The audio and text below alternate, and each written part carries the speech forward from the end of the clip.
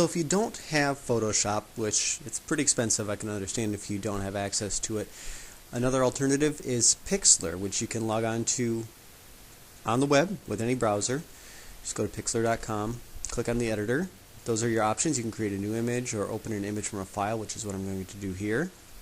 What you'll do in most cases. So it opens up just like in Photoshop. It's going to be a little slower, as you might expect, because it's not on your computer. It's running through the browser. You have all the same tools that you would have in Photoshop, many of the same tools.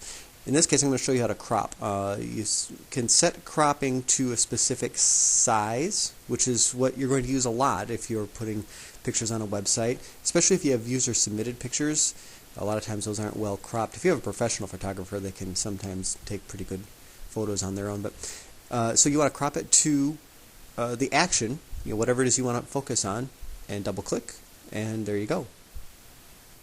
Whenever you have a picture ready to go, just click Save, and we always want to bump that quality up to the top. And you can click OK, and it'll give you the option to save it anywhere on your hard drive. So that's handy. We're going to back out of that for now, though, and we're going to try to resize this photo. We're going to undo there. If you go to Image, you can pick a size, and of course, you want to keep that checked because you want the proportions to stay the same. So everything stays in proportion. You can resize it to the size you need if you don't need to crop it.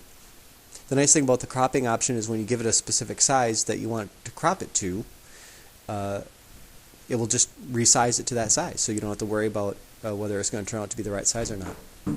So let's go ahead and save this. All done.